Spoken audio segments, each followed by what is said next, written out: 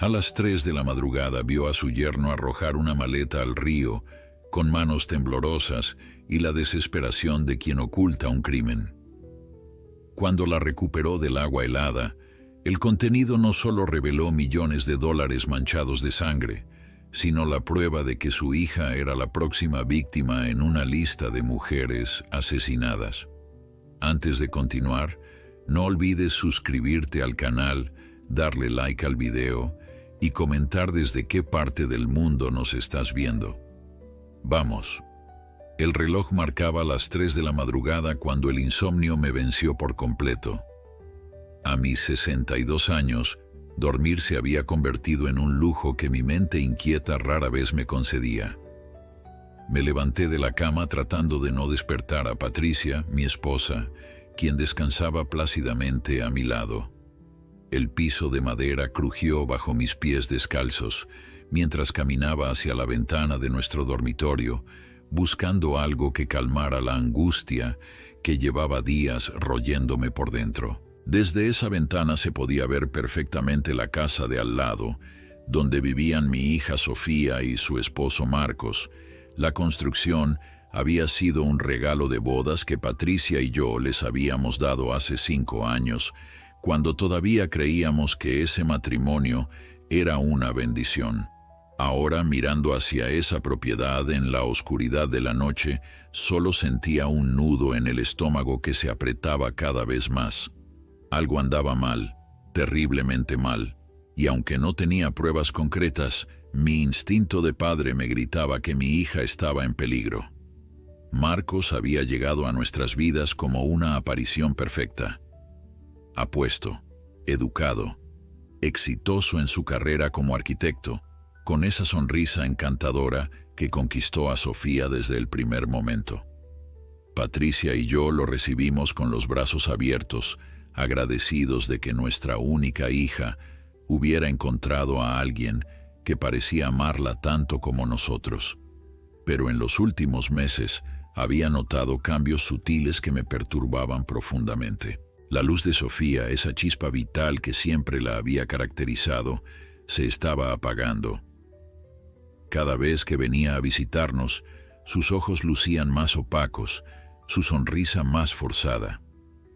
Había perdido peso de manera alarmante, y cuando le preguntábamos, siempre tenía una excusa preparada: el estrés del trabajo, un virus estomacal, la dieta nueva que estaba probando.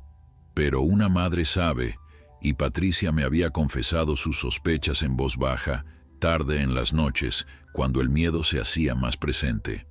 Y luego estaba Marcos, el yerno perfecto que siempre tenía la respuesta correcta, la preocupación apropiada, el gesto de cariño calculado, demasiado perfecto, demasiado controlado.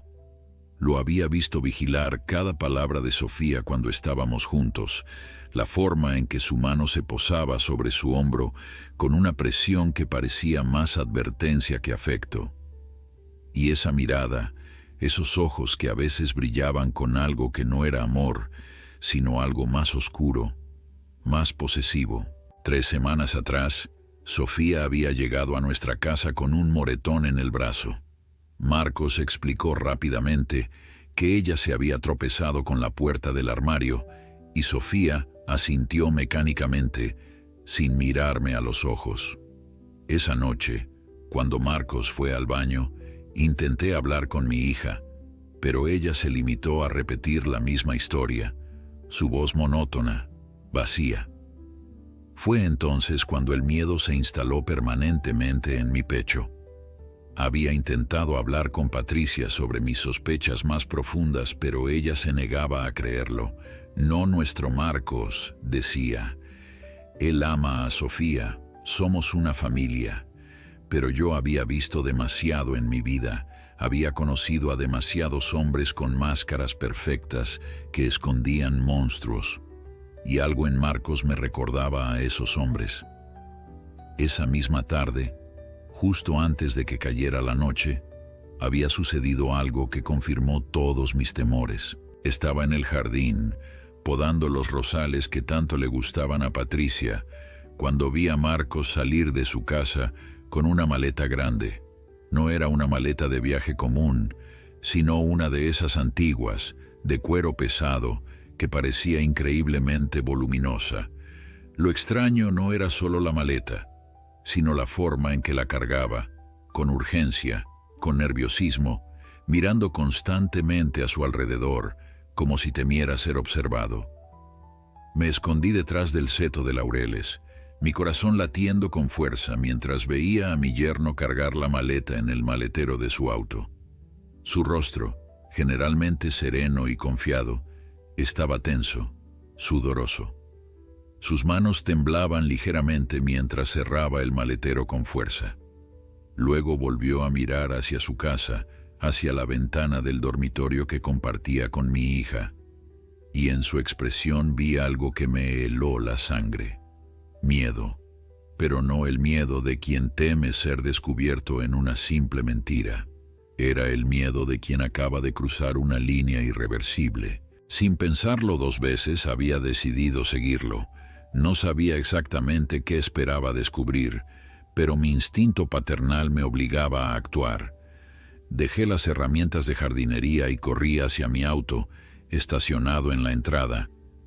Patricia estaba en el supermercado, así que no había nadie que me detuviera o me hiciera preguntas incómodas. Arranqué el motor justo cuando Marcos salía de su camino de entrada y mantuve una distancia prudente mientras lo seguía por las calles del vecindario. El trayecto duró casi 40 minutos. Marcos condujo hacia las afueras de la ciudad, por caminos cada vez menos transitados, hasta llegar a una zona boscosa que bordeaba el río San Julián. El sol comenzaba a ocultarse, tiñendo el cielo de tonos naranjas y púrpuras, creando sombras alargadas entre los árboles. Estacioné mi auto en un claro escondido entre los árboles, apagué el motor y observé. Marcos bajó de su vehículo, miró nerviosamente a su alrededor y luego abrió el maletero.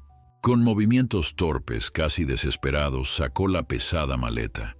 Podía ver desde mi posición cómo le costaba trabajo cargarla, como si el contenido fuera extremadamente pesado. Mi respiración se aceleró. Mis manos se aferraron al volante con tanta fuerza que los nudillos se me pusieron blancos. Lo vi caminar hacia la orilla del río, arrastrando la maleta con dificultad. Se detuvo en un punto donde el agua corría con fuerza, donde la corriente era más profunda y rápida. Durante varios segundos se quedó inmóvil, mirando la maleta como si debatiera internamente algo crucial. Luego, con un movimiento brusco y violento, levantó la maleta y la arrojó al río. El sonido del impacto contra el agua resonó en el silencio del bosque. La maleta flotó por un instante, girando en la corriente, antes de comenzar a hundirse lentamente. Marcos se quedó allí parado, observando cómo el río se tragaba la evidencia de lo que fuera que estuviera ocultando. Sus hombros se sacudieron y por un momento pensé que estaba llorando, pero cuando se giró para volver a su auto, vi que su rostro estaba seco, inexpresivo, casi vacío. Esperé hasta que Marcos se fue, el rugido de su motor alejándose en la distancia. Solo entonces salí de mi escondite, mis piernas temblando mientras caminaba hacia la orilla del río. La oscuridad comenzaba a apoderarse del lugar, pero aún había suficiente luz para ver la superficie del agua, donde pequeñas burbujas marcaban el lugar donde la maleta había desaparecido. Tenía que saber. Necesitaba saber qué había en esa maleta, porque en lo profundo de mi corazón, en esa parte oscura que no quería admitir mis peores miedos, sabía que lo que acababa de presenciar estaba conectado con el cambio en mi hija, con su tristeza, con esos moretones que aparecían y desaparecían. Sin quitarme los zapatos, sin pensar en las consecuencias, me adentré en el agua fría del río. La corriente era más fuerte de lo que había anticipado, tirando de mis piernas con fuerza. El agua me llegaba ya a la cintura cuando sentí algo sólido bajo mis pies. Me sumergí, abriendo los ojos en el agua turbia, buscando a tientas en la oscuridad creciente. Mis dedos rozaron algo. Cuero, la maleta. Con un esfuerzo sobrehumano logré agarrarla y tirar de ella hacia la superficie. Era increíblemente pesada, mucho más de lo que debería ser una maleta vacía. Jadeando, luchando contra la corriente, logré arrastrarla hacia la orilla. Caí de rodillas en el barro, tosiendo agua, mis ropas empapadas pegándose a mi cuerpo. La maleta yacía frente a mí, goteando agua, sus cierres antiguos oxidados pero aún funcionales. Mis manos temblaban mientras extendía los dedos hacia los cierres. El primer cierre se abrió con un chasquido metálico que pareció resonar en toda la oscuridad del bosque. Abrí la maleta, y lo que vi dentro me dejó completamente helado, paralizado por un terror que nunca antes había experimentado. Mi mente se negaba a procesar lo que mis ojos estaban viendo, pero no había forma de negar la realidad que tenía frente a mí. En ese momento supe que mi vida, la vida de mi familia, nunca volvería a ser la misma. Dentro de la maleta, envueltos en plástico transparente, había fajos y fajos de billetes. Dinero, mucho dinero. Más dinero del que había visto en toda mi vida. Pero no era solo eso. Entre los billetes había documentos, fotografías, pasaportes con diferentes nombres, pero todos con la cara de Marcos. Y en el fondo, algo que hizo que mi estómago se revolviera, había manchas oscuras en el forro de la maleta que parecían ser sangre. Mis manos temblaban violentamente mientras sacaba algunos de los documentos. Uno de ellos era un pasaporte colombiano a nombre de Marco Antonio Salazar. Otro era argentino, identificándolo como Marcelo Sosa. Había un tercero, brasileño, que lo llamaba Marcus Silva. Todos con fotografías de mi yerno, todos con fechas de emisión diferentes, todos aparentemente legítimos. ¿Quién era realmente el hombre que se había casado con mi hija? Entre los papeles encontré recortes de periódicos de diferentes países. Uno de Colombia narraba la desaparición de una mujer llamada Valentina Moreno, cuyo prometido había sido investigado, pero nunca acusado por falta de pruebas. La fotografía del prometido era borrosa, pero los rasgos eran inconfundibles. Marcos. Otro artículo de Argentina hablaba de un fraude millonario en una empresa de construcción, donde el arquitecto principal había desaparecido con los fondos de varios inversionistas. La descripción física coincidía perfectamente con mi yerno. El terror que sentía era tan intenso que apenas podía respirar. Cerré la maleta bruscamente, como si al hacerlo pudiera deshacer lo que acababa de descubrir. Pero las imágenes ya estaban grabadas en mi mente. Las palabras de esos artículos resonaban en mis oídos. Mi hija estaba casada con un criminal, posiblemente con un asesino, y yo acababa de recuperar la evidencia que él había intentado destruir. La pregunta que me quemaba por dentro era aterradora. ¿Por qué había decidido deshacerse de esto ahora? ¿Qué había cambiado? ¿Qué estaba planeando que requería que toda esta evidencia desapareciera? Y lo más importante, lo que me hacía temblar de puro pánico, ¿dónde estaba mi hija en este momento? Saqué mi teléfono móvil del bolsillo, milagrosamente aún funcionando a pesar de mi inmersión parcial en el río. Marqué el número de Sofía con dedos temblorosos. 1, 2, 3 tonos. Nada. El buzón de voz. Volví a intentar. De nuevo el buzón. Mi corazón latía tan fuerte que podía escucharlo en mis oídos, ahogando el sonido del río que corría junto a mí. Marqué el número de Patricia. Ella respondió al segundo tono, su voz alegre y despreocupada, ajena al horror que acababa de descubrir. Amor, ya terminé en el supermercado. ¿Necesitas que compre algo más? Su normalidad contrastaba brutalmente con la pesadilla que estaba viviendo. Traté de mantener mi voz controlada, pero me salió tensa, urgente. Patricia, necesito que vayas a casa de Sofía ahora mismo. Verifica que esté bien. No hagas preguntas, solo hazlo. El tono de mi voz debió alertarla porque su alegría se evaporó instantáneamente. ¿Qué pasa? ¿Qué sucedió? ¿Está todo bien? Solo necesito que vayas y me llames inmediatamente. Por favor, confía en mí. Hubo una pausa y luego su respuesta, cargada de preocupación. Voy para allá. Pero me vas a explicar qué está pasando. Colgué y me quedé mirando la maleta a mis pies. Tenía que llevarla conmigo, esconderla en algún lugar seguro. Pero primero necesitaba asegurarme de que Sofía estuviera bien. Arrastré la pesada maleta de vuelta a mi auto, dejando un rastro de agua y barro. La metí en el maletero, cubriéndola con una manta vieja que siempre llevaba para emergencias. Mis ropas empapadas goteaban sobre el asiento de cuero mientras arrancaba el motor y conducía de regreso a casa lo más rápido que me atrevía. El viaje de regreso fue una tortura. Cada semáforo en rojo parecía durar una eternidad. Mi mente creaba escenarios cada vez más horribles sobre lo que podría estar sucediéndole a mi hija. Las manchas de sangre en la maleta, los artículos sobre mujeres desaparecidas, los múltiples pasaportes. Todo apuntaba a un patrón, a una historia que se había repetido antes y que tal vez estaba a punto de repetirse de nuevo. Finalmente llegué a mi vecindario. Las luces de la casa de Sofía estaban encendidas y vi el auto de Patricia estacionado en la entrada.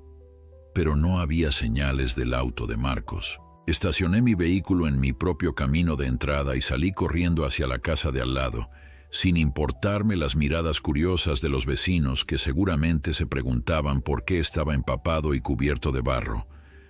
La puerta principal estaba entreabierta. Entré sin tocar, mi corazón latiendo con tanta fuerza que pensé que explotaría. Patricia, llamé, intentando controlar el pánico en mi voz. Sofía, ¿dónde están? Subí las escaleras de 2 en 2, mis zapatos mojados dejando huellas en la alfombra beige. La voz de Patricia llegó desde el dormitorio principal. Estamos aquí. Entré a la habitación y el alivio me golpeó con tanta fuerza que casi me hizo caer de rodillas.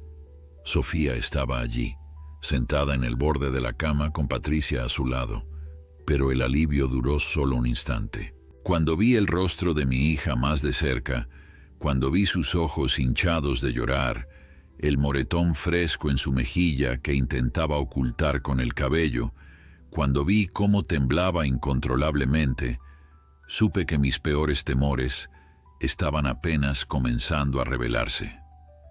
«Papá», susurró Sofía con una voz tan quebrada que apenas la reconocí. «Tengo miedo. Marcos, él, no sé quién es realmente. Dice que tenemos que irnos, que tenemos que desaparecer, que hay gente buscándolo, que si lo amo, tengo que irme con él esta noche». Patricia me miró con ojos llenos de lágrimas y terror. Le dije que no irá a ninguna parte, pero está asustada. Dice que Marcos la amenazó, que si no va con él, que si habla con alguien sobre lo que sabe, nos hará daño a nosotros. Me acerqué a mi hija y la abracé con fuerza. Su cuerpo frágil temblaba contra el mío y podía sentir las costillas que sobresalían bajo su piel. Cuánto peso había perdido, cuánto había sufrido en silencio mientras yo, ciego y confiado, creía en la máscara de perfección que Marcos había construido. «Nadie te va a lastimar», le dije con una firmeza que no sentía. «Estás a salvo ahora. No vas a ir a ningún lado con él». «Pero papá», sollozó Sofía, «tú no entiendes. Marcos no es quien creíamos. Él me contó cosas terribles, sobre su pasado, sobre lo que ha hecho, y ahora dice que hay personas que lo buscan, personas peligrosas. Dice que si me quedo aquí ellos vendrán por mí también». La miré a los ojos, esos ojos que habían visto mi primer día de vida, que había visto crecer, brillar y ahora estaban apagados por el miedo. «Tengo que contarte algo», dije, mi voz apenas un susurro. «Algo que encontré, algo que cambia todo». En ese momento, el sonido de un auto acercándose nos hizo callar a todos. Patricia corrió a la ventana y palideció. «Es él. Marcos está de regreso y no viene solo». Miré por la ventana y sentí que la sangre se me helaba en las venas. Marcos bajaba de su auto, pero detrás de él había otro vehículo. Un auto negro con vidrios polarizados del que descendieron 3 hombres de aspecto amenazante. Marcos les hablaba, gesticulando nerviosamente, señalando hacia su propia casa. Uno de los hombres sacó algo de su chaqueta, una pistola. En ese instante comprendí que habíamos subestimado gravemente la situación. Esto no era solo sobre un esposo abusivo o un estafador huyendo. Esto era mucho más grande, mucho más peligroso, y estábamos atrapados en medio de algo que podía terminar con todos nosotros muertos. «Tenemos que salir de aquí ahora», dije agarrando a Sofía del brazo mientras Patricia permanecía paralizada junto a la ventana. «Hay una puerta trasera en esta casa, ¿verdad?». Sofía asintió mecánicamente, sus ojos vidriosos por el shock. «Por la cocina, lleva al jardín de atrás». «Pero papá, ellos rodearán la casa. Marcos conoce todas las salidas». «No me importa», respondí con una determinación que nacía de la desesperación pura. «Nos vamos ahora. Patricia, ven». Bajamos las escaleras tratando de hacer el menor ruido posible. Podía escuchar voces afuera, cada vez más cerca. La voz de Marcos sonaba alterada, casi suplicante. «Les juro que está aquí. El dinero tiene que estar en la casa. Ella debe saber dónde lo escondió». Ella. Hablaba de Sofía. Mi hija sabía algo sobre ese dinero, sobre esa maleta que ahora estaba en el maletero de mi auto. Llegamos a la cocina y me detuve en seco. A través de la ventana que daba al jardín trasero pude ver una silueta moviéndose entre los arbustos. Ya habían rodeado la casa. Estábamos atrapados. Patricia me miró con terror. «¿Qué hacemos?». Pensé rápidamente. La casa tenía un sótano, un espacio pequeño que Marcos había convertido en bodega. No era ideal, pero era nuestra única opción. «Al sótano», ordené. «Ahora». Abrí la puerta que daba a las escaleras del sótano justo cuando escuché el sonido de la puerta principal siendo forzada. Los pasos pesados resonaron en el piso de arriba. Bajamos apresuradamente las escaleras de madera que crujían bajo nuestro peso. El sótano olía a humedad y a cartón viejo, cajas apiladas, muebles cubiertos con sábanas, herramientas colgadas en las paredes. Busqué desesperadamente algún lugar donde escondernos. En la esquina más alejada había un armario antiguo lo suficientemente grande. Adentro, susurré empujando a Sofía y Patricia hacia él. Nos apretujamos los 3 en ese espacio claustrofóbico. A través de las rendijas de las puertas del armario podíamos ver la tenue luz que entraba desde la escalera del sótano. Contuve la respiración cuando escuché pasos en el piso de arriba, directamente sobre nosotros. La voz de Marcos resonó clara y fuerte. «Tiene que estar aquí. Revisen todas las habitaciones». Otra voz, grave y con acento extranjero, respondió. «Más te vale que no nos estés mintiendo, Salazar. O debería decir Silva. O quizás prefieres que te llame Sosa. Tenemos un problema muy serio con hombres que usan muchos nombres, especialmente cuando esos hombres nos deben $5 millones. ¡5 millones! La cifra me golpeó como un puñetazo. Esto era mucho peor de lo que había imaginado. Sofía temblaba a mi lado, sus dientes castañeando a pesar del calor sofocante del armario. Patricia tenía una mano sobre su boca intentando controlar su respiración acelerada. La voz grave continuó. «Tu esposa, ¿dónde está? Ella sabe dónde escondiste el dinero, ¿verdad? Por eso querías deshacerte de ella también, como hiciste con las otras». Marcos respondió rápidamente, demasiado rápido. No, no. Sofía no sabe nada. Ella es inocente. El dinero está en otra parte. Les puedo mostrar. Mentiroso, rugió la voz. Encontramos el maletero de tu auto vacío, el agua, las marcas de barro. Fuiste al río, arrojaste algo al río. Nuestro hombre te siguió. Un silencio pesado llenó la casa. Luego Marcos habló, su voz ahora reducida a un gemido patético. Estaba asustado. Pensé que si me deshacía de la evidencia podría desaparecer. Empezar de nuevo. Como antes, repitió la voz con sarcasmo. Sí, sabemos todo sobre tus antes, Marcos, o como quiera que te llames. Valentina Moreno en Bogotá. Disappeared después de que la convencieras de que invirtiera los ahorros de toda su vida en tu proyecto de construcción fantasma.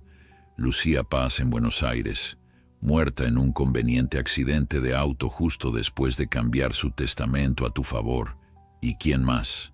Ah, sí, Renata Costa en Sao Paulo, ahogada trágicamente en su propia piscina. Cada nombre era una puñalada. Cada revelación confirmaba mis peores temores. El hombre con quien mi hija se había casado no era solo un estafador. Era un asesino serial que usaba el amor y el matrimonio como armas para destruir mujeres y robar sus fortunas. Y Sofía, mi dulce Sofía, había sido su siguiente objetivo.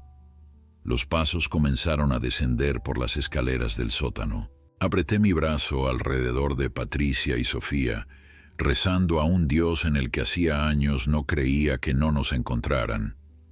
La luz se encendió, una bombilla solitaria que colgaba del techo y que iluminaba débilmente el sótano. A través de las rendijas vi las sombras de varios hombres inspeccionando el lugar. «Revisen todo», ordenó la voz grave. «Si el dinero está aquí, lo encontraremos. Y si no está aquí, nuestro amigo Marcos tendrá que explicarnos exactamente dónde lo escondió. Y luego tendrá que pagar por cada dólar que nos debe, con intereses». Uno de los hombres se acercó peligrosamente al armario donde nos escondíamos. Podía ver sus zapatos a través de la rendija inferior. Zapatos caros, italianos probablemente, pero manchados de barro. Se detuvo justo frente al armario. Mi corazón latía tan fuerte que estaba seguro de que podía escucharlo. Sofía había cerrado los ojos, lágrimas silenciosas corriendo por sus mejillas. Patricia apretaba mi mano con tanta fuerza que sus uñas se clavaban en mi piel. El hombre extendió su mano hacia el armario. Los dedos rozaron la manija, y entonces el teléfono de alguien sonó.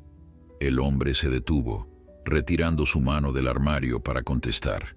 «Sí», escuché su voz grave. «Entiendo, estamos en eso».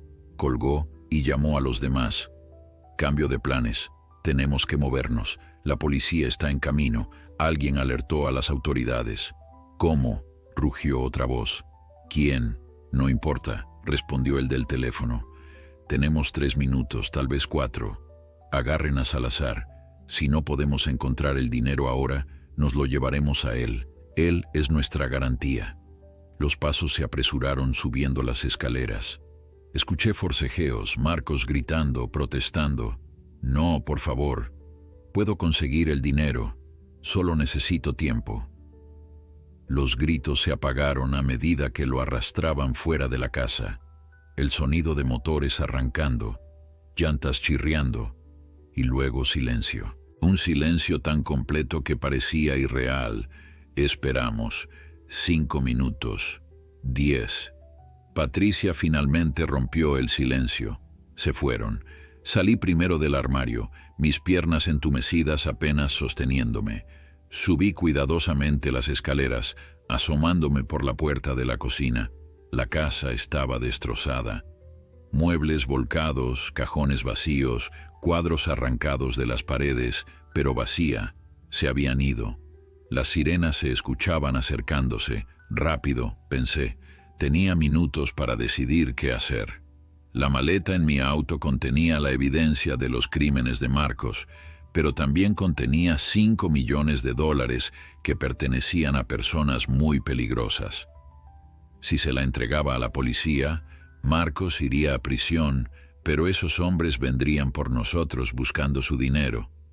Si no la entregaba, éramos cómplices. No había buenas opciones.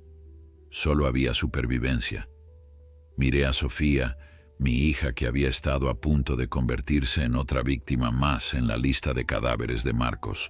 La decisión se tomó sola. Cuando la policía llegó 3 minutos después, les conté todo, excepto una cosa: la maleta. Esa la había escondido, y esa decisión cambiaría nuestras vidas de formas que nunca podría haber imaginado. La estación de policía olía a café viejo y desesperación. Llevábamos 3 horas allí, sentados en sillas incómodas de plástico, mientras los detectives nos interrogaban por separado. Sofía estaba en una habitación con una psicóloga especializada en víctimas de violencia doméstica. Patricia daba su declaración en otra oficina, y yo estaba frente al detective Ramiro Contreras, un hombre de unos 50 años con el cabello entrecano y ojos que habían visto demasiado. «Déjeme ver si entiendo correctamente, señor Mendoza», dijo Contreras tamborileando sus dedos sobre la mesa entre nosotros. «Usted siguió a su yerno hasta el río porque sospechaba que estaba involucrado en actividades criminales. Lo vio arrojar una maleta al agua, pero cuando intentó recuperarla para traérnosla, la corriente se la llevó. Así es, mentí manteniendo contacto visual.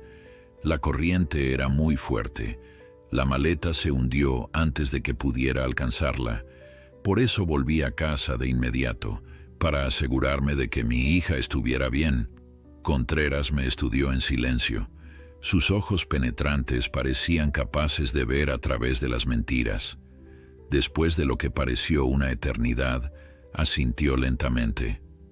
«Es una lástima», dijo finalmente. «Esa maleta podría haber contenido evidencia crucial contra su yerno. Ahora todo lo que tenemos es su testimonio sobre lo que vio. Y el testimonio es notoriamente poco confiable en una corte». Hizo una pausa, dejando que sus palabras se asentaran. «A menos que haya algo más que quiera contarme, señor Mendoza». La tentación de confesar era abrumadora, pero pensé en esos hombres, en sus armas, en la frialdad con la que habían hablado sobre las mujeres que Marcos había asesinado. Si entregaba el dinero, vendríamos por nosotros, no por justicia, sino por venganza.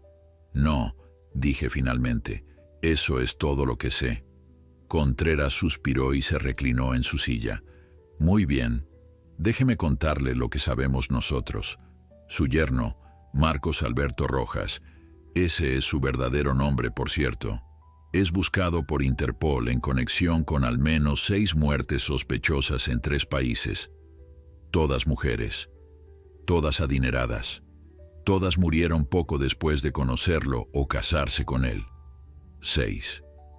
El número me golpeó como un martillo. Había pensado que eran 3. Pero 6. 6 vidas destruidas, 6 familias destrozadas. Y Sofía había estado a punto de convertirse en la 7ª. «Su método es siempre el mismo», continuó Contreras.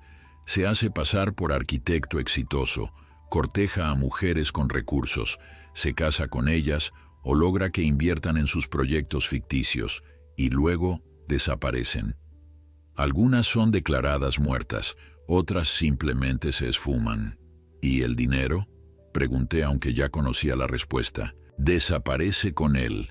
Estimamos que en los últimos 10 años ha robado aproximadamente $8 millones.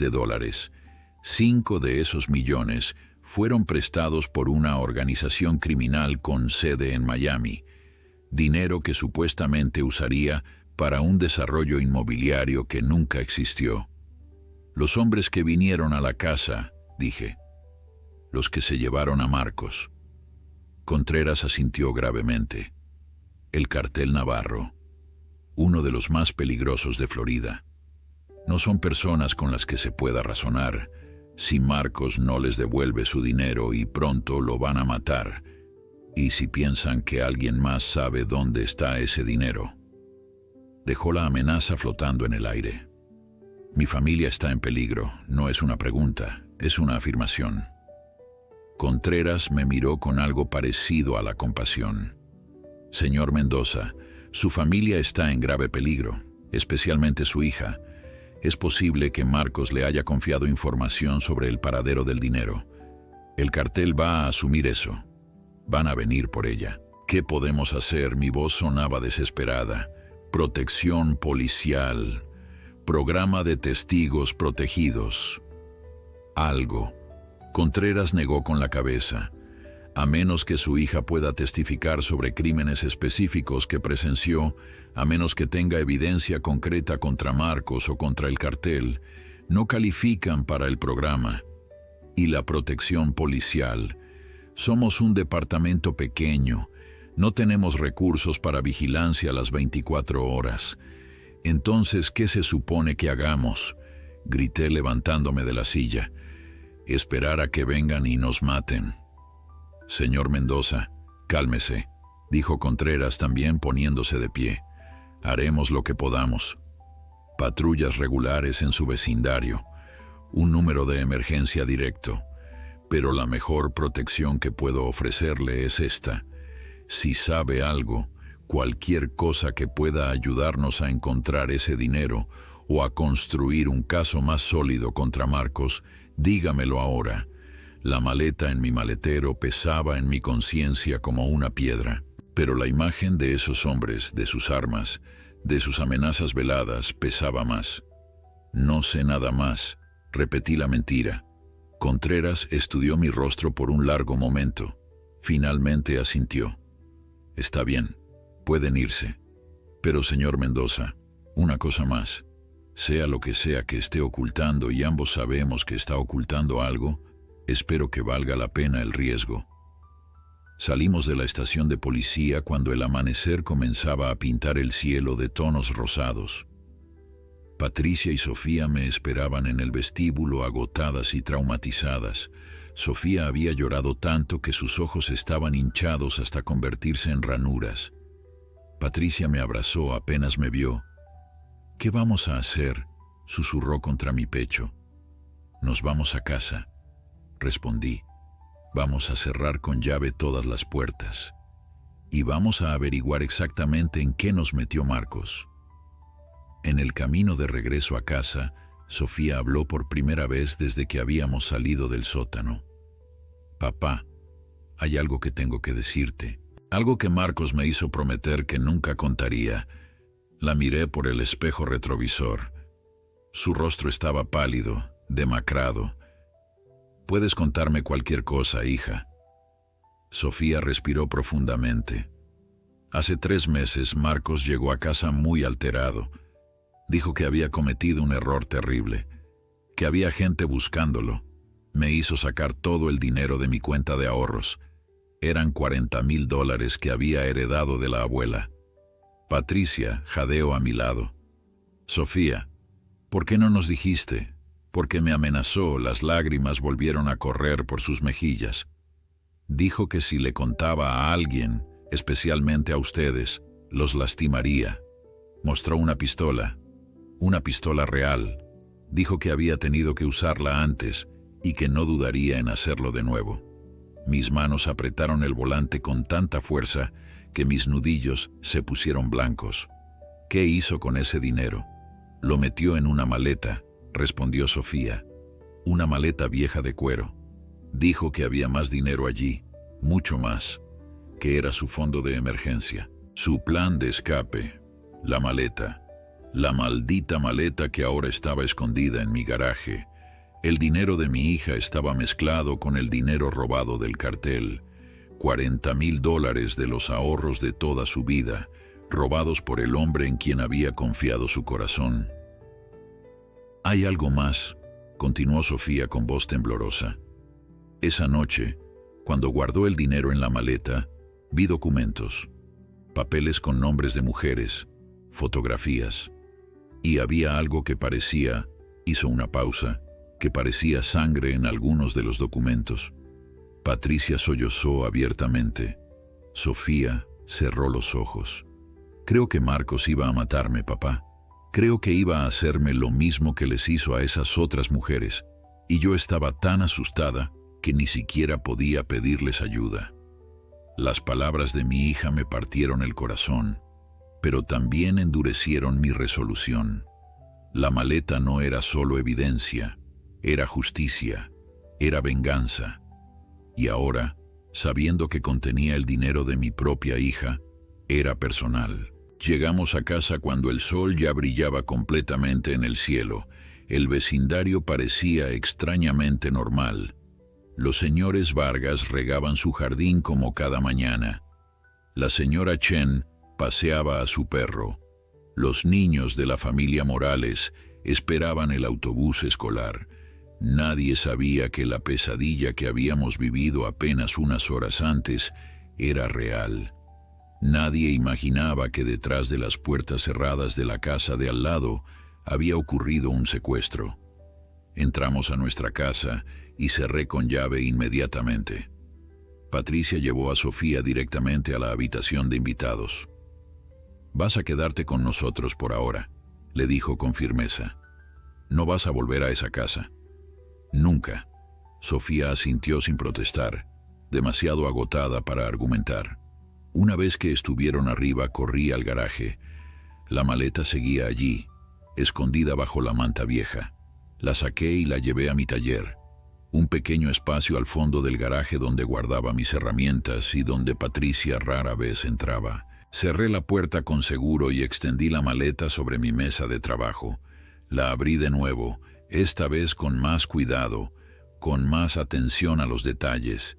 Los fajos de billetes estaban organizados meticulosamente. Billetes de 100, de 50, algunos de 20. Los conté. $5.340.000. Los 40.000 de Sofía debían estar incluidos en esa suma, pero el dinero no era lo que más me interesaba. Eran los documentos. Los saqué uno por uno, extendiéndolos sobre la mesa. Pasaportes falsos, certificados de nacimiento alterados, licencias de conducir de diferentes estados y países. Marcos tenía al menos 8 identidades diferentes que yo pudiera contar. Los artículos de periódico eran aún más perturbadores. Valentina Moreno, 32 años, heredera de una fortuna farmacéutica en Colombia. Desaparecida 3 meses después de anunciar su compromiso con un arquitecto llamado Marco Antonio Salazar. Su cuerpo nunca fue encontrado. Lucía Paz, 40 años, dueña de una exitosa cadena de boutiques en Buenos Aires. Murió en un accidente automovilístico sospechoso 2 semanas después de cambiar su testamento para dejarle todo a su prometido, Marcelo Sosa. Renata Costa, 35 años, ejecutiva de una compañía tecnológica en Sao Paulo. Se ahogó en la piscina de su propia casa durante una fiesta. Su novio, Marcus Silva, desapareció al día siguiente con sus joyas y sus ahorros. Y había más, nombres que no reconocía, mujeres de México, de Panamá, de Costa Rica, todas muertas o desaparecidas, todas vinculadas a Marcos. Pero lo que realmente me heló la sangre fue una carpeta manila escondida en un compartimento secreto del fondo de la maleta. Dentro había fotografías de Sofía, docenas de ellas, algunas tomadas antes de que se casaran, otras más recientes. Pero no eran fotos normales, eran fotos de vigilancia. Sofía entrando y saliendo del banco, Sofía en su trabajo, Sofía visitando a sus abuelos antes de que murieran, y junto a cada foto había notas escritas a mano. Cuenta de ahorros 40.000. Fondo fiduciario de la abuela 200.000 disponible al cumplir 30 años. Póliza de seguro de vida 500.000 beneficiario esposo. Las palabras me marearon. Marcos había planeado cada detalle, había investigado cada centavo que Sofía poseía o podría poseer. No la había amado nunca. Solo había amado su dinero. Pero había algo más en esa carpeta. Algo que me hizo comprender la urgencia de Marcos por deshacerse de la maleta. Era una carta escrita a mano, fechada apenas 2 semanas atrás. «Querido Marcos», comenzaba, «he cumplido mi parte del trato. El veneno está en camino. Llegará en el envío que esperas para el viernes. Recuerda las instrucciones. Pequeñas dosis durante 3 semanas. Parecerá una enfermedad natural, insuficiencia renal. Los médicos no sospecharán nada». La carta continuaba con detalles técnicos sobre dosificación y síntomas. Estaba firmada simplemente con la inicial D. Revisé el calendario mental. El viernes mencionado en la carta había sido hace exactamente 10 días. 10 días en los que Marcos había estado solo con mi hija. 10 días en los que podría haber comenzado a envenenarla. Corrí de vuelta a la casa, subiendo las escaleras de 2 en 2. Patricia estaba ayudando a Sofía a cambiarse de ropa. Sofía se había puesto una de mis camisetas viejas que le quedaba enorme. Sin el maquillaje, sin el intento de ocultar las marcas, pude ver la verdadera extensión del daño. Moretones en diferentes etapas de curación cubrían sus brazos. Tenía una marca circular en el cuello que parecía de quemadura. «Sofía», dije tratando de mantener mi voz calmada, «en las últimas semanas has estado sintiendo algo raro, náuseas, mareos, debilidad».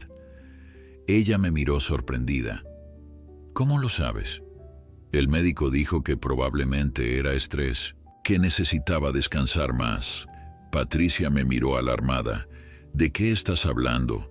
Tenemos que llevarla al hospital», dije, «ahora mismo. Creo que Marcos la estaba envenenando». Las palabras cayeron como una bomba en la habitación. Sofía palideció aún más si eso era posible. Patricia se llevó una mano a la boca. «¿Qué?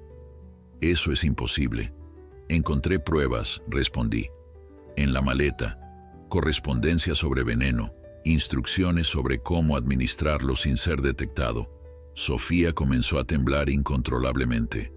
«Los mareos», susurró. «El dolor de estómago constante. Pensé que era por el estrés, por las peleas, por el miedo. Pero ¿y si era?» «No termines esa frase», interrumpió Patricia agarrando su chaqueta. «Vamos al hospital ahora. Llamaré desde el auto para avisarles que vamos». En el camino al hospital, Sofía comenzó a recordar los tés que Marcos insistía en prepararle cada noche. Decía que eran para ayudarla a dormir, para calmar sus nervios. Las vitaminas especiales que le había comprado, que según él mejorarían su sistema inmunológico. La forma en que se molestaba si ella no las tomaba frente a él. «Y hace 2 días», continuó Sofía con voz quebrada, «tuve un sangrado. No era mi periodo, era diferente. Fui al baño y había mucha sangre. Me asusté tanto que le dije a Marcos que necesitaba ir al médico. Y él, su voz se quebró completamente. Él dijo que probablemente era normal, que no me preocupara, que tomaría más de las vitaminas que me había dado». Patricia conducía con lágrimas corriendo por sus mejillas. Yo estaba en el asiento trasero con Sofía, sosteniéndola mientras ella lloraba. «Ese monstruo», susurré. «Ese maldito monstruo estaba matándola lentamente. En el hospital nos recibió de inmediato». Le expliqué a la doctora de emergencias mis sospechas sobre envenenamiento. Ella ordenó análisis de sangre completos, pruebas de función renal y hepática, exámenes toxicológicos. Sofía fue ingresada de inmediato mientras esperábamos los resultados. 2 horas después la doctora regresó con los resultados. Su rostro era grave. «Señor y señora Mendoza, su hija tiene niveles peligrosamente elevados de talio en su sangre. El talio es un veneno particularmente insidioso. Causa síntomas que pueden confundirse fácilmente con otras enfermedades. Náuseas, debilidad, caída del cabello, daño a los órganos internos». «¿Va a estar bien?», preguntó Patricia agarrando mi mano con fuerza. La doctora dudó antes de responder. La detectamos a tiempo. Comenzaremos tratamiento quelante inmediatamente para eliminar el talio de su sistema. Pero, señora Mendoza, su hija estaba a quizás 2 semanas de sufrir daño irreversible a sus riñones y su corazón. Quien hizo esto quería matarla, solo que quería que pareciera natural. Necesito llamar a la policía, dije sacando mi teléfono. Esto es intento de homicidio. Ya lo hicimos, respondió la doctora. El protocolo del hospital requiere que reportemos cualquier caso de envenenamiento intencional. El detective Contreras viene en camino. El detective Contreras llegó 30 minutos después. Su expresión era aún más seria que en la estación de policía. Traía consigo a una mujer que presentó como la agente especial Carmen Ruiz de la Oficina Regional de Interpol. Esto confirmaba mis peores temores. El caso era mucho más grande de lo que había pensado. Señor Mendoza, comenzó Contreras sentándose frente a mí en la sala de espera del hospital. La agente Ruiz ha estado siguiendo a Marcos Rojas durante 3 años. Tiene información que necesita compartir con ustedes. La agente Ruiz abrió una carpeta y sacó varias fotografías. Las extendió sobre la mesa entre nosotros. Reconocí algunas de las mujeres de los artículos de periódico que había visto en la maleta. Marcos Rojas es un depredador profesional, dijo la agente con voz controlada pero cargada de ira contenida. Hemos conectado al menos 9 asesinatos con él en los últimos 12 años. Posiblemente hay más que aún no hemos descubierto. Su metodología es siempre la misma. Identifica mujeres vulnerables con recursos económicos. Se hace pasar por el hombre perfecto. Las conquista, se casa con ellas o las convence de invertir en proyectos falsos y luego las elimina. Patricia estaba a mi lado, su mano temblando en la mía. 9 mujeres, susurró. Dios mío. Y todas creemos que la 10ª, continuó la agente mirándome directamente, iba a ser su hija. Los análisis toxicológicos que acaba de recibir confirman nuestras sospechas sobre su método actual. Envenenamiento gradual con talio. Es casi imposible de detectar hasta que es demasiado tarde. ¿Por qué no lo arrestaron antes?, pregunté sintiendo la rabia crecer en mi interior. Si sabían que era un asesino, ¿por qué permitieron que se acercara a mi hija? La agente Ruiz suspiró profundamente. Porque nunca pudimos probar nada. Marcos es meticuloso, borra sus huellas, cambia de identidad, desaparece durante meses entre cada crimen y hasta ahora cada muerte parecía accidental o natural. Nunca tuvimos pruebas físicas suficientes para un arresto. Hasta ahora, intervino Contreras, mirándome con esos ojos penetrantes que parecían ver a través de mi alma. Los análisis de sangre de su hija son prueba directa de intento de homicidio. Finalmente tenemos algo concreto contra él. Hubo un silencio pesado. Sabía lo que venía. Sabía que este era el momento en que mi mentira sobre la maleta se convertiría en un problema mucho mayor. Señor Mendoza, dijo la agente Ruiz inclinándose hacia adelante, necesitamos encontrar a Marcos.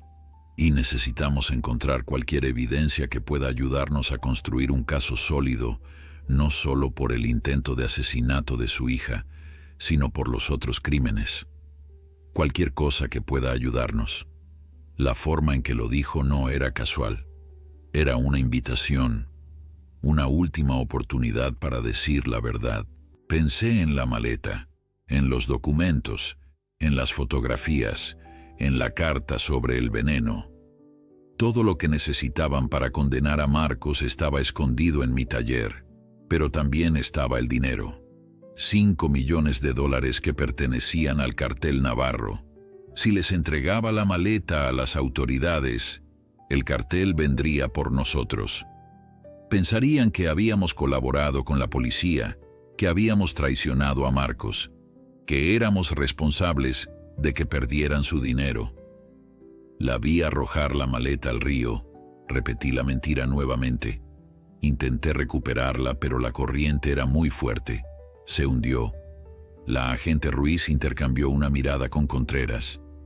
«Señor Mendoza», dijo ella con voz suave pero firme, «entiendo que está asustado. Entiendo que puede sentir que está protegiendo a su familia, pero necesito que entienda algo. Si tiene información y no la comparte, está obstruyendo justicia. Y lo que es peor, está poniendo en peligro no solo su propia investigación, sino la seguridad de su familia». «No estoy ocultando nada», dije, pero mi voz sonaba hueca incluso a mis propios oídos. Contreras se puso de pie y caminó hacia la ventana. «Señor Mendoza, he sido detective por 25 años. Sé cuando alguien me está mintiendo, y usted me está mintiendo. La pregunta es ¿por qué?». «Porque tiene miedo», respondió la agente Ruiz por mí. «Porque el cartel Navarro está involucrado. Porque sabe que si colabora con nosotros, se convierte en un objetivo». Me miró directamente. «Tengo razón, señor Mendoza». El silencio que siguió fue ensordecedor. Patricia me miró con ojos suplicantes. «Por favor», susurró, «si sabes algo, díselos. No podemos seguir viviendo con este miedo». Pensé en Sofía en esa habitación de hospital, conectada a tubos, luchando contra el veneno que su esposo le había dado día tras día. Pensé en las otras mujeres, las 9 que no habían tenido tanta suerte. Pensé en las familias destrozadas, en las preguntas sin respuesta, en la justicia negada. «La maleta está en mi taller», dije finalmente. Las palabras salieron como una confesión. La recuperé del río. Tiene dinero, documentos, pasaportes falsos, artículos de periódicos sobre las víctimas y una carta. Una carta con instrucciones sobre cómo envenenar a mi hija. Contreras se giró rápidamente. «¿Por qué no nos lo dijo antes?» «Porque el dinero en esa maleta pertenece al cartel Navarro», respondí. $5 millones. Y si lo saben, si descubren que se lo entregué a la policía, vendrán por mi familia. Matarán a mi hija. Matarán a mi esposa. Me matarán a mí». La agente Ruiz asintió lentamente. Por eso Marcos estaba tan desesperado por deshacerse de la maleta. No solo porque contenía evidencia de sus crímenes, sino porque es el dinero del cartel. Dinero que le prestaron para un proyecto de desarrollo que nunca existió. Dinero que ahora no puede devolverles. «Exacto», confirmó Contreras. «Y por eso lo secuestraron.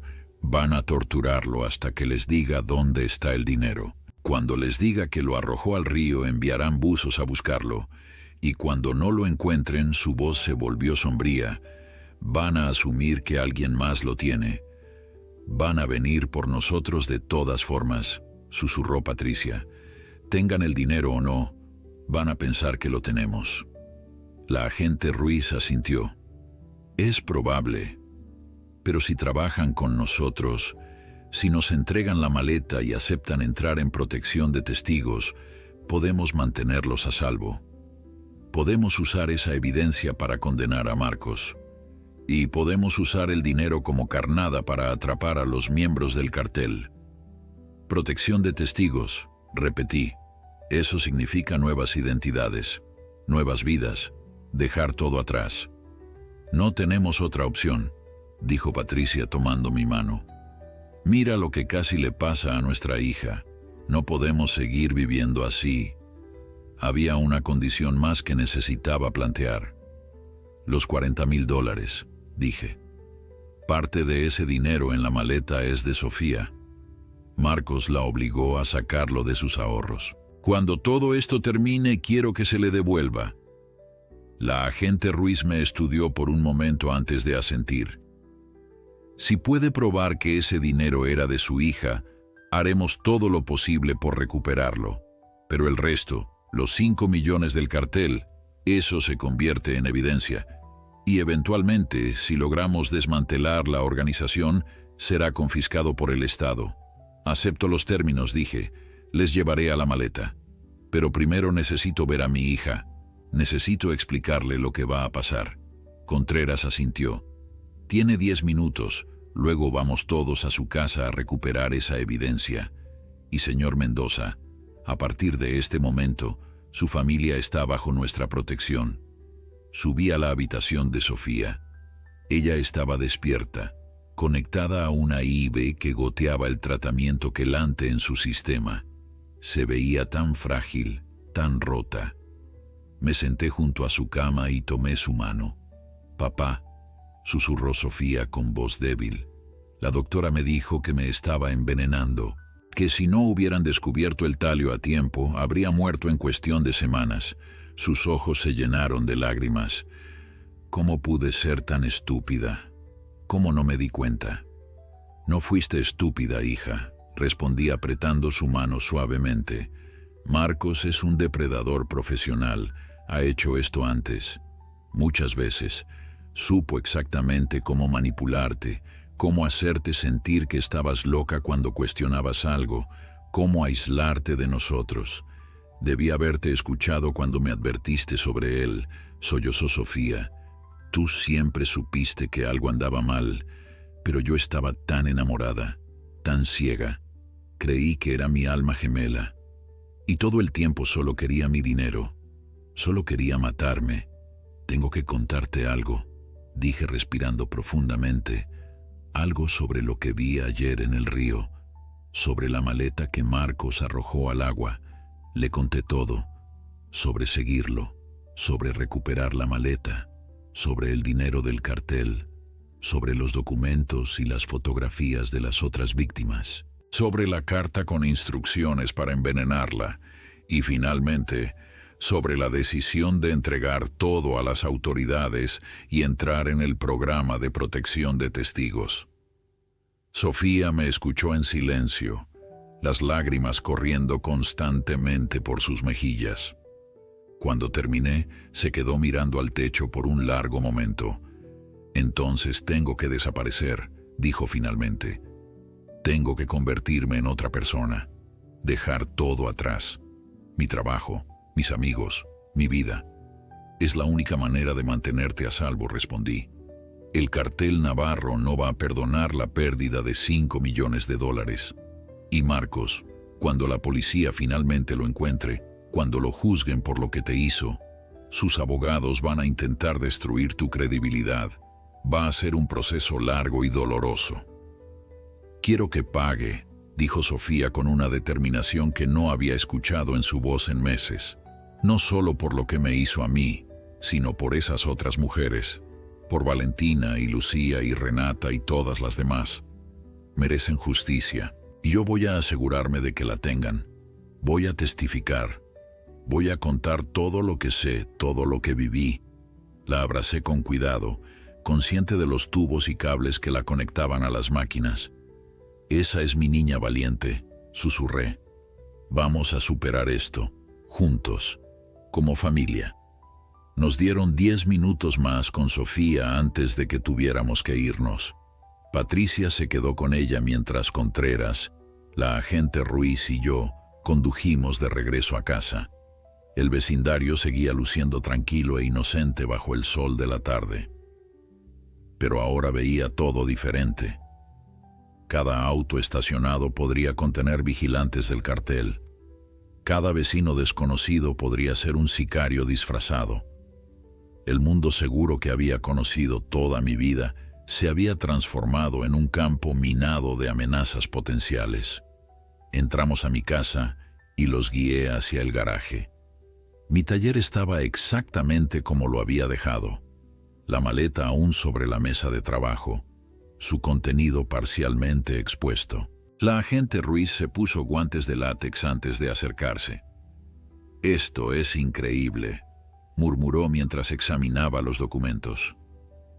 «Hay suficiente evidencia aquí para conectar a Marcos con al menos 6 de los casos que hemos estado investigando». Contreras fotografiaba todo metódicamente. Cada pasaporte, cada documento, cada artículo de periódico. «Esta carta sobre el veneno», dijo sosteniendo el papel con cuidado. «Esto es intento de asesinato premeditado. Con la evidencia médica del hospital y este documento, tenemos un caso sólido. ¿Y el dinero?, preguntó la agente Ruiz. Los 5 millones. ¿Qué hacemos con eso? Es nuestra carnada, respondió Contreras. Vamos a dejar que se filtre la información de que lo recuperamos. El cartel vendrá por él, y cuando lo hagan estaremos esperando. Eso nos pone directamente en la línea de fuego, dije sintiendo el pánico crecer.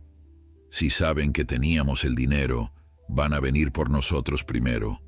Por eso, explicó la agente Ruiz, los vamos a reubicar esta misma noche. Ya tenemos casas de seguridad preparadas.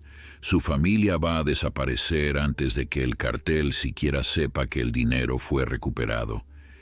¿Qué hay de nuestras cosas?, preguntó tontamente. Nuestras vidas. Todo lo que hemos construido aquí. La agente Ruiz me miró con compasión. Un equipo vendrá mañana a empacar lo esencial. Será enviado a su nueva ubicación. Pero, señor Mendoza, tiene que entender que la vida que conocieron terminó en el momento en que Marcos entró a su familia. No hay vuelta atrás. Pasamos las siguientes horas siendo briefeados sobre los procedimientos del programa de protección de testigos. Nos dieron nuevas identidades temporales. Yo me convertiría en Roberto Castillo. Patricia sería Rosa Castillo. Sofía, cuando saliera del hospital, sería Sandra Castillo. Una familia completamente nueva con un pasado fabricado. Un detalle nos llamó la atención. La agente Ruiz explicó que nos reubicarían en una pequeña ciudad costera a más de 1000 kilómetros de distancia. Allí esperaríamos el juicio contra Marcos, que podría tomar meses o incluso años. Mientras tanto, viviríamos con la constante vigilancia de agentes federales asignados a nuestra protección. Al caer la noche, un convoy de vehículos sin identificación llegó a nuestra casa. Nos dieron 30 minutos para empacar lo esencial: ropa, documentos importantes, fotografías familiares. Todo tenía que caber en 2 maletas por persona. Miré alrededor de la casa que había sido mi hogar durante 30 años. Cada rincón tenía recuerdos. La sala donde Sofía había dado sus primeros pasos. La cocina donde Patricia y yo habíamos cocinado miles de cenas juntos. El jardín donde había enseñado a mi hija a andar en bicicleta. Todo eso quedaba atrás. Mientras empacaba encontré una fotografía vieja. Era del día de la boda de Sofía y Marcos. Todos sonreíamos a la cámara, felices e ignorantes de la pesadilla que estaba por comenzar. Marcos tenía su brazo alrededor de Sofía, su sonrisa perfecta ocultando al monstruo debajo. Rompí la fotografía en pedazos pequeños y la arrojé a la basura. Patricia bajó las escaleras con su maleta. Estaba llorando silenciosamente. Nuestras fotos de boda, dijo. Nuestro álbum familiar. Todo tiene que quedarse. No puedo llevar nada que nos conecte con quienes éramos. La abracé mientras sollozaba contra mi pecho. Lo sé, amor, pero llevaremos lo más importante. Nos tenemos el uno al otro. Y tenemos a Sofía. El convoy nos llevó primero al hospital. Sofía fue dada de alta bajo supervisión médica. Le dieron suficiente medicamento para continuar su tratamiento durante las próximas semanas. Ella subió al vehículo blindado luciendo pálida y asustada, pero determinada. «Papá», preguntó mientras el convoy comenzaba a moverse, «¿crees que algún día podremos volver a nuestra vida normal?» Miré por la ventana trasera mientras nuestra casa desaparecía en la distancia. «Honestamente, no lo sé, hija, pero sé esto. Vamos a sobrevivir, vamos a testificar y vamos a asegurarnos de que Marcos pague por cada vida que destruyó. Eso es lo único que importa ahora». El convoy condujo durante horas a través de la noche. Cambiamos de vehículos 2 veces en ubicaciones secretas. Finalmente, cuando el amanecer comenzaba a iluminar el cielo, llegamos a una casa modesta, en una calle tranquila de un pueblo costero que nunca había visitado. «Este es su nuevo hogar», anunció la agente Ruiz. Al menos por ahora. La casa era pequeña pero funcional. 2 habitaciones, un baño, una cocina que daba a un jardín descuidado con vista al océano. Las paredes estaban pintadas de un color beige neutro, que parecía absorber la vida de cualquier espacio. Muebles básicos, nada personal, nada que sugiriera que alguien realmente vivía allí. Era como habitar en una fotografía de catálogo de muebles. Su contacto principal será el agente Torres, explicó la agente Ruiz, señalando a un hombre de unos 40 años con cabello oscuro y complexión atlética. Él vive en la casa de al lado. Oficialmente es su vecino. En realidad es su guardaespaldas. Cualquier cosa que necesiten, cualquier movimiento sospechoso que noten, le hablan a él inmediatamente. El agente Torres asintió seriamente. Tienen que seguir las reglas al pie de la letra. No contacten a nadie de su vida anterior. No usen redes sociales. No hablen de su pasado con los vecinos. Su historia oficial es que son una familia que se mudó aquí porque Roberto me miró directamente. Consiguió un trabajo como contador en una empresa local. Rosa es ama de casa. Sandra está recuperándose de una enfermedad y busca trabajo cuando mejore. ¿Cuánto tiempo tenemos que vivir así?, preguntó Patricia, su voz cargada de cansancio. Hasta el juicio, respondió la agente Ruiz, y posiblemente después, dependiendo del veredicto y del nivel de amenaza que represente el cartel. Podrían ser meses, podrían ser años. Años, repitió Sofía desde el sofá donde se había desplomado. Tengo que vivir como otra persona durante años. Es mejor que estar muerta, respondió Contreras con dureza. Recuerden, Marcos mató a 9 mujeres antes que usted, señorita, y el cartel Navarro ha eliminado a familias enteras por ofensas menores que perder $5 millones. Así que sí, años de aburrimiento en un pueblo costero es infinitamente mejor que la alternativa. Los agentes se fueron 1 hora después, dejándonos solos en nuestra nueva vida. Patricia caminó por la casa tocando las paredes, abriendo cajones vacíos, tratando de encontrar algo familiar en ese espacio extraño. Sofía se quedó sentada en el sofá, mirando fijamente la pared, y yo me paré junto a la ventana, observando el océano que se extendía infinitamente frente a nosotros. Pasaron 3 días antes de que comenzáramos a establecer algún tipo de rutina. Yo salía temprano para mi trabajo fabricado en una oficina de contabilidad, donde el dueño, claramente pagado por el gobierno, me daba tareas sin sentido que mantenían mi cobertura intacta. Patricia intentaba hacer que la casa se sintiera como un hogar, cocinando nuestras comidas favoritas, reorganizando los muebles cada 2 días, como si eso pudiera transformar el lugar. Sofía era quien más sufría. Su tratamiento contra el envenenamiento continuaba, haciéndola sentir constantemente enferma. Pero peor que los síntomas físicos era el aislamiento emocional. Había perdido su trabajo, sus amigos, su identidad completa. Pasaba horas sentada en el jardín trasero, mirando las olas, perdida en pensamientos que no compartía con nosotros. 1 semana después de nuestra llegada, el agente Torres vino con noticias. Encontraron a Marcos, anunció. Bueno, lo que quedaba de él. Mi estómago se revolvió. Está muerto. Torres asintió. El cartel finalmente perdió la paciencia. Lo torturaron durante días intentando sacarle información sobre el dinero. Cuando finalmente les dijo que lo había arrojado al río, enviaron buzos. Por supuesto, no encontraron nada, así que asumieron que les estaba mintiendo. ¿Y qué le hicieron?, preguntó Sofía con voz temblorosa. Torres dudó antes de responder. Su cuerpo fue encontrado en un terreno baldío a las afueras de la ciudad. Lo que le hicieron, prefiero no dar detalles.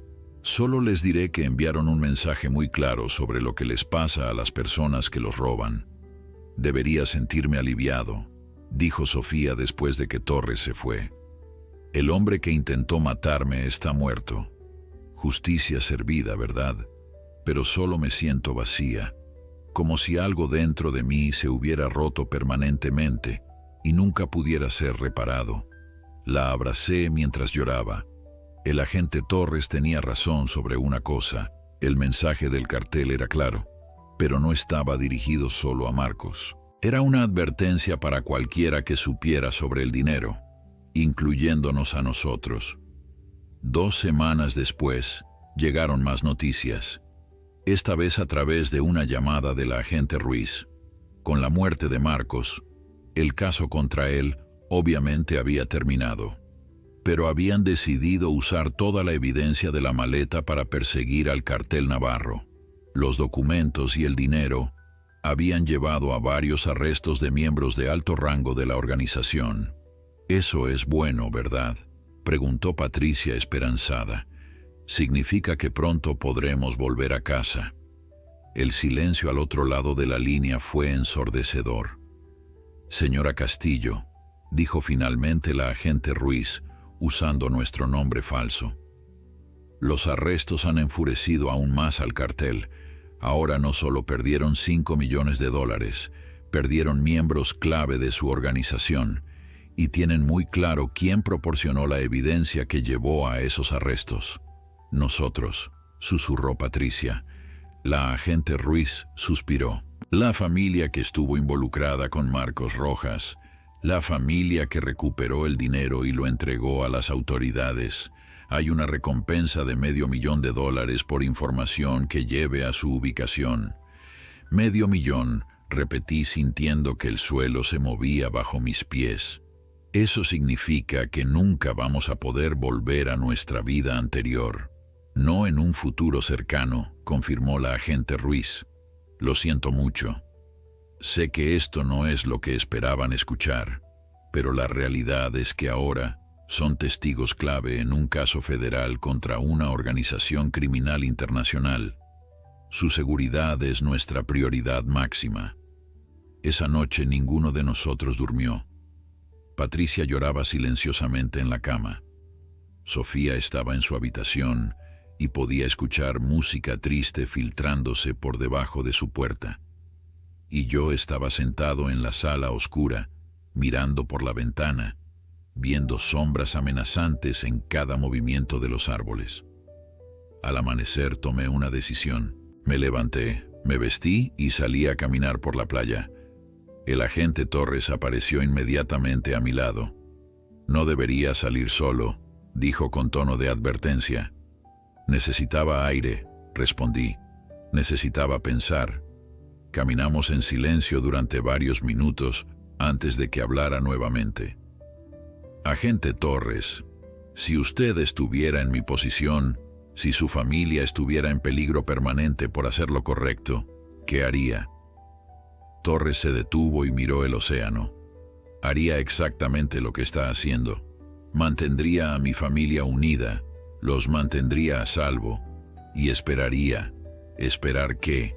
A que el cartel sea desmantelado completamente, a que los testigos principales testifiquen y los capos vayan a prisión de por vida, a que la amenaza disminuya lo suficiente como para considerar volver a una vida semi-normal. ¿Y si eso nunca pasa?», pregunté. Torres me miró con honestidad brutal. «Entonces aprende a amar esta nueva vida, porque es la única que tiene». Regresé a casa con las palabras de Torres resonando en mi cabeza. Patricia estaba en la cocina preparando el desayuno. Sofía estaba sentada a la mesa, luciendo un poco mejor que los días anteriores. «Tenemos que hablar», dije sentándome con ellas, «sobre nuestro futuro, sobre lo que significa realmente estar aquí». Pasaron 6 meses. 6 meses en los que lentamente, dolorosamente, comenzamos a construir algo parecido a una vida en ese pueblo costero anónimo. Roberto Castillo, el contador tranquilo que llegaba puntualmente a su trabajo cada mañana. Rosa Castillo, la vecina amable que compraba en el mercado local y saludaba cortésmente sin revelar nunca nada personal. Y Sandra Castillo, la joven que caminaba por la playa cada tarde, recuperándose de una enfermedad que nadie se atrevía a preguntar. Sofía fue quien tuvo la transformación más notable. El tratamiento contra el envenenamiento había terminado exitosamente. Su cuerpo había logrado eliminar el talio, aunque los médicos advertían sobre posibles efectos a largo plazo. Pero más allá de la recuperación física, había algo diferente en ella. Una dureza nueva en sus ojos, una determinación que no había tenido antes.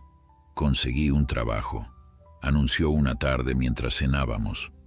En una librería del centro. El dueño necesita ayuda y no hizo demasiadas preguntas sobre mi experiencia pasada. Patricia dejó su tenedor. ¿Estás segura de que estás lista? Para estar en público, para interactuar con extraños. Necesito hacer algo más que mirarlas solas todo el día, mamá, respondió Sofía con firmeza. Necesito sentir que estoy viva y no solo sobreviviendo. El agente Torres no estuvo completamente de acuerdo con la idea, pero admitió que Sofía no podía vivir como una reclusa para siempre. Estableció protocolos estrictos, rutas específicas para ir y volver del trabajo, horarios fijos, nunca salir sola después del anochecer, y ante cualquier cosa sospechosa, cualquier persona que hiciera demasiadas preguntas, reportarlo inmediatamente. Fue en la librería donde todo cambió. 3 meses después de que Sofía comenzara a trabajar allí, entró un hombre, alto, de complexión atlética, cabello entrecano, ojos que parecían ver demasiado. Se presentó como Daniel Aguirre, profesor de historia en la universidad local.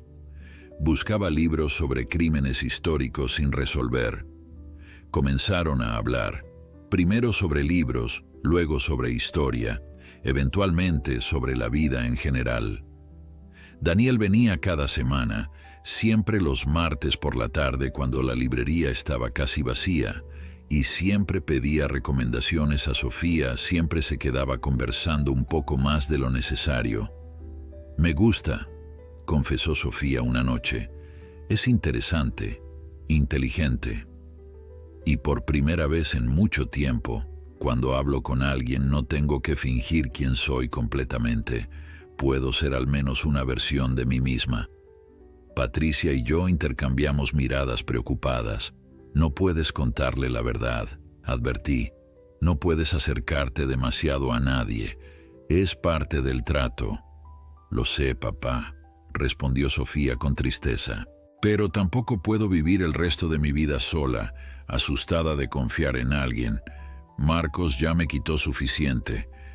No voy a dejar que me quite también la posibilidad de ser feliz de nuevo».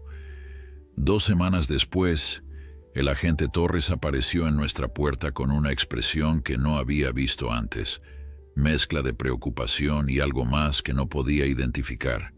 «Tenemos un problema», anunció. Se sentó en nuestra sala y sacó una carpeta. «Daniel Aguirre», comenzó. «El profesor que ha estado visitando a su hija en la librería». Mi estómago se hundió. «Es del cartel». Torres negó con la cabeza. «No, es peor. O mejor, dependiendo de cómo lo vean». Sacó una fotografía. Daniel Aguirre es en realidad Daniel Montero, agente especial del FBI asignado a la investigación del cartel Navarro. Ha estado vigilando a Sofía desde que llegamos aquí. «¿Por qué?», gritó Patricia. «Creímos que ustedes nos estaban protegiendo. Por eso no nos dijeron sobre él. ¿Por qué ponerla bajo vigilancia como si fuera una criminal?» «No es vigilancia en ese sentido», explicó Torres rápidamente.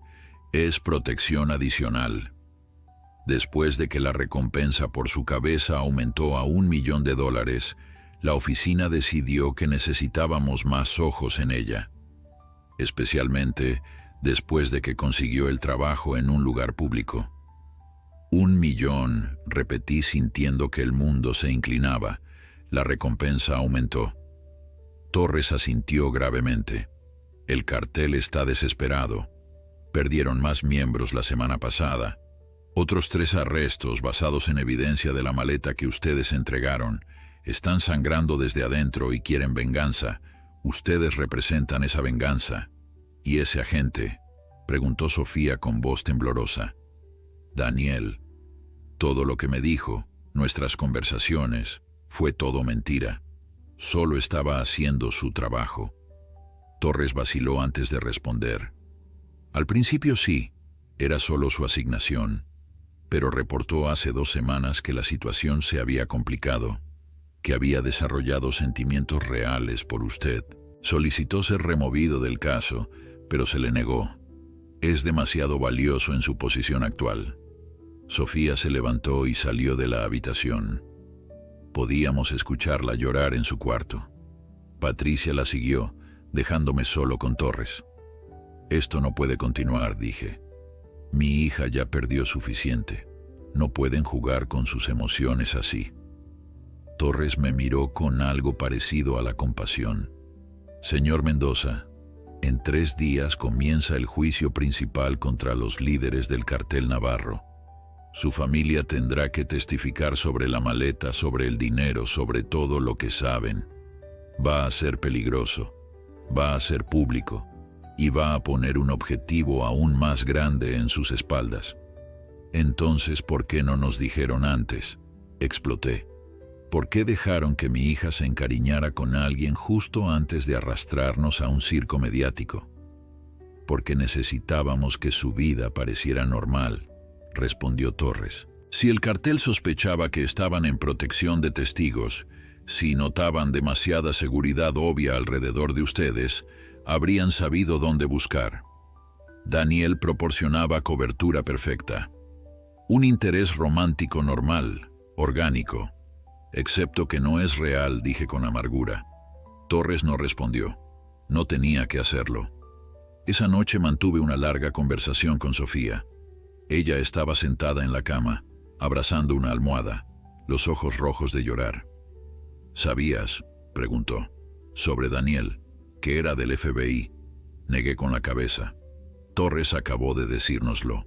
Pero hija, aunque su presencia inicial fuera por trabajo, sus sentimientos pueden ser reales.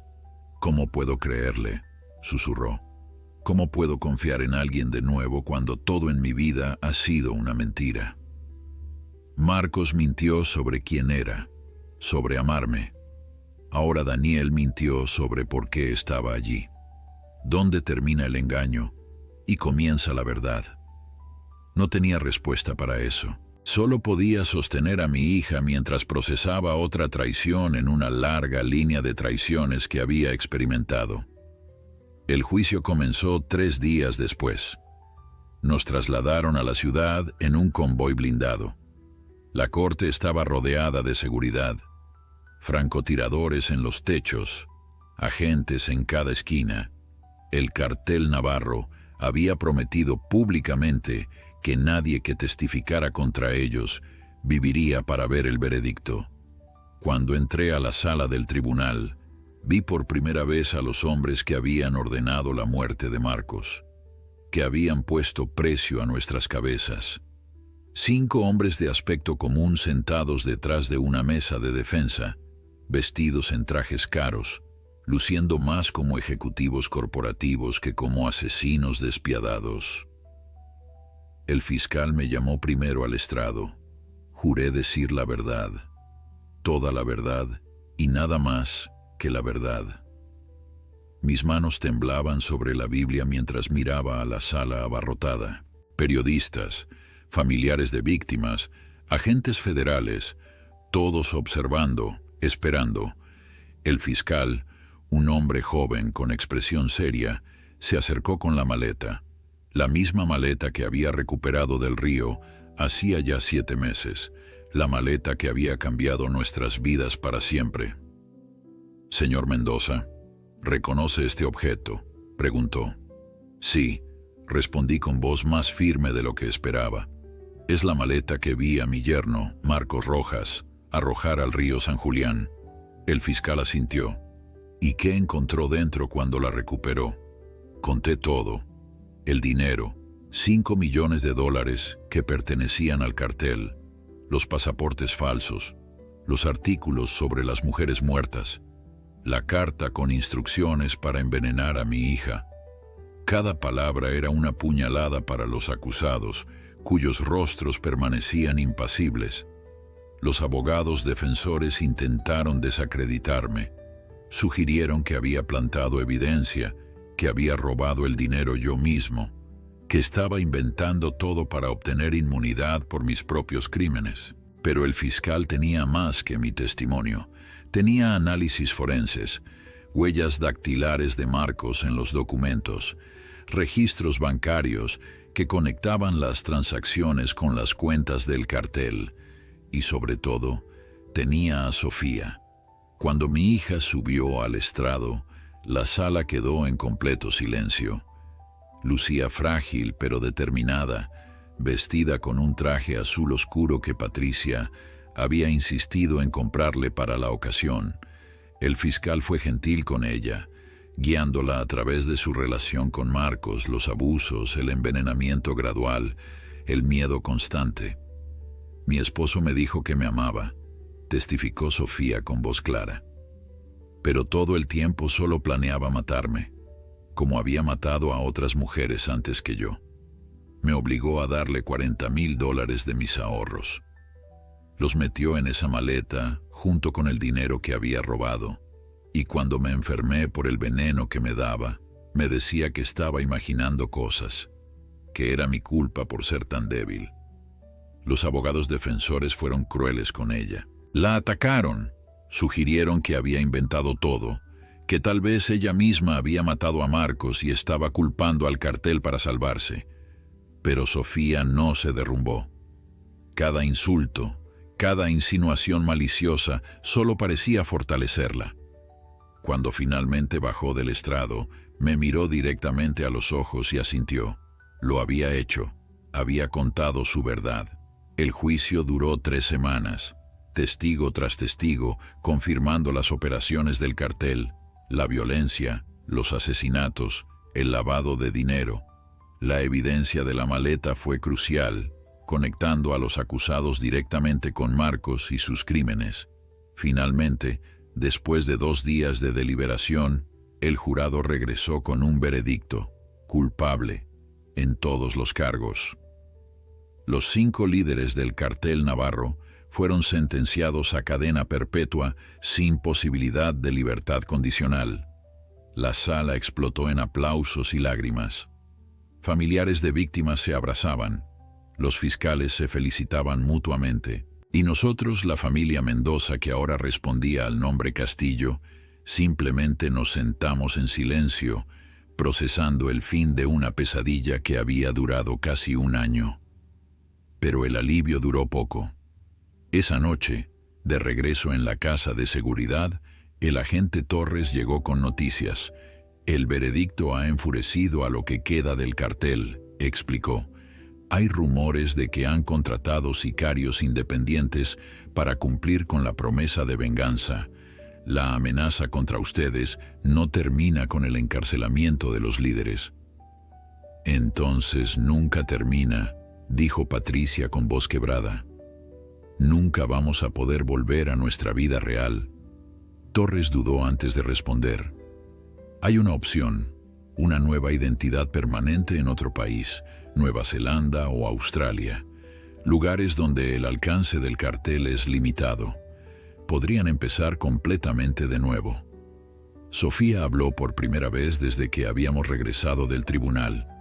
Hay otra opción. Todos la miramos. Podemos dejar de escondernos. Podemos dejar de correr. Podemos vivir nuestras vidas y confiar en que la justicia que ayudamos a servir nos protegerá. No perfectamente, no sin riesgo, pero con dignidad. Esa noche tuvimos la conversación más difícil de nuestras vidas.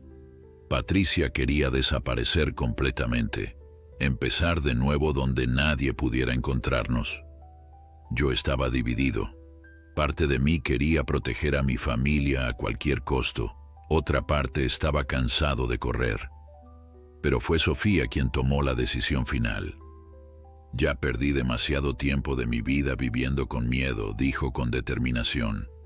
Miedo de Marcos, miedo del cartel, miedo de confiar en alguien. No voy a pasar el resto de mi vida mirando sobre mi hombro. Si voy a vivir de verdad. 3 meses después, estábamos de regreso en nuestra ciudad original, no en nuestra casa antigua, esa había sido vendida, pero en un nuevo vecindario, con medidas de seguridad discretas pero efectivas. Volvimos a usar nuestros nombres reales. Yo encontré trabajo en una firma contable respetable.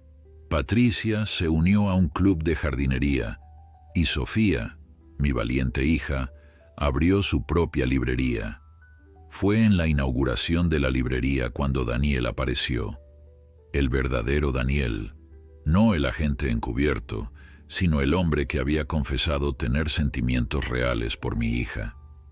Traía flores y una disculpa sincera. Sofía habló con él durante horas esa noche. Cuando me preguntó qué pensaba al respecto, solo pude decirle la verdad.